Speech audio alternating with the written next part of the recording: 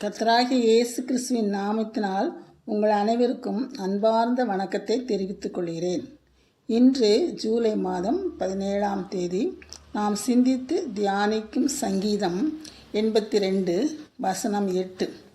82ஆம் சங்கீதம் 8ஆம் வசனம். தேவனே எழுந்தருளும், பூமிக்கு நியாய தீர்ப்பு செய்யும், நீரே சகல ஜாதிகளையும் சுதந்திரமாக கொண்டிருப்பவர். இது ஆசாபின் சங்கீதம். கர்த்தாவே, நீர் பூமியையும் அதிலுள்ளவைகளையும் மனுஷனையும் உருவாக்கினவர், பூமியிலுள்ள சகல ஜாதிகளையும் ஜனங்களையும் உருவாக்கினவர். ஆகவே கர்த்தர் தாம் பூமியிலுள்ள சகல ஜாதிகளையும் தமக்கு சொந்தமாக, அதாவது சுதந்திரமாக கொண்டவர். பூமியை சிருஷ்டித்தவர் அநாதி தேவன். தேவன் பூமி அனைத்திற்கும் ராஜா. அவர் கண்கள் பூமி எங்கும் உலாவிக் கொண்டிருக்கிறது. வானம் அவரது சிங்காசனம், பூமி அவருக்கு பாதப்படி என்றெல்லாம் நாம் வேதாகமத்தில் பூமியை பற்றி வாசிக்கிறோம். இப்படிப்பட்ட பூமிக்கு கர்த்தர் எழும்பி நியாயம் தீர்ப்பு செய்வார் என்கிறார் நம் ஆசாப்.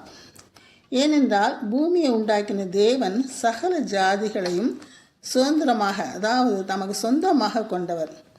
ஆகவே பூமியை நியாயமாய் நடப்பிக்கிறவர், பூமியிலே நியாயம் செய்கிற தேவன், பூமியின் நியாயாதிபதி. அவருடைய நியாயத்தை, பூமியிலே நியாயத்தையும் நீதியையும் செய்கிறவர்.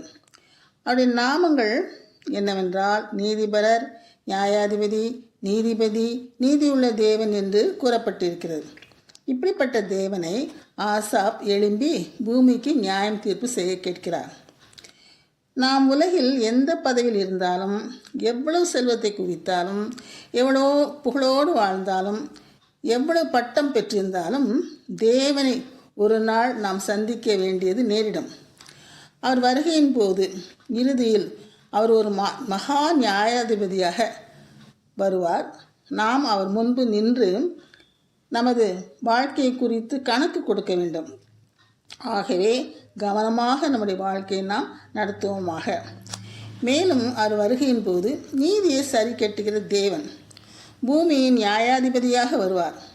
பூலோகத்தை நீதியோடும் சத்தியத்தோடும் நியாயம் தீர்ப்பார். பூமியிலே நியாயத்தையும் நீதியையும் செய்வார். ஆகவே நாம் நீதியோடும் உண்மையோடும் நியாயத்தோடும் வாழ்வோமாக. ஜெபம்.